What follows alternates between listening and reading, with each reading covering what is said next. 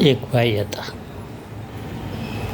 એ ભાઈને એક હાથ નહોતો, તો એમને જીવનની પ્રક્રિયાઓ કરવામાં ઘણી બધી તકલીફ પડતી.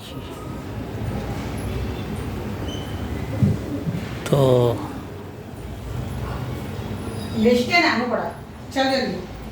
એમને થયું કે હું આત્મહત્યા કરું. તો ગામની અંદર ગયા. ગામના અંદર પાણીનું ટાંકું હતું. પાણીની ટાંકીના નીચે ઊંડો કૂવો હતો અને ત્યાં સીડી લગાવેલી હતી કે હું ત્યાં જઈને એમને કે આત્મહત્યા કરું. તો એ ભાઈ એક હાથે ગમે તેમ મહેનત કરી અને પાણીના ટાંકા ઉપર ચડ્યા. પાણીના ટાંકા ઉપર ચડ્યા અને કૂવામાં કૂદકો મારવાની તૈયારી કરતા હતા ત્યારે એમની નજર નીચે પડી. તો એક ભાઈના બે હાથ નહોતા. એ ભાઈ કૂદકા મારતા હતા.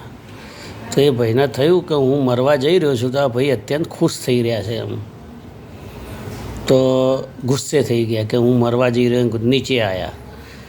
નીચે આવીને કે મારા એક હાથ નથી, મને આટલી બધી તકલીફ પડે છે અને તું કૂદકા મારી રહ્યો છે કે ખુશ થઈ રહ્યો છે? ખુશ થઈ રહ્યો છે કે ના ભાઈ, તમે મરવા જઈ રહ્યા છો ને એટલે ખુશ નથી થઈ રહ્યો, પણ મારા ગોળે ખાણ આવે છે તો મારે ખાણવું કઈ રીતે, મને એટલા માટે હું કૂદકા મારી રહ્યો છું.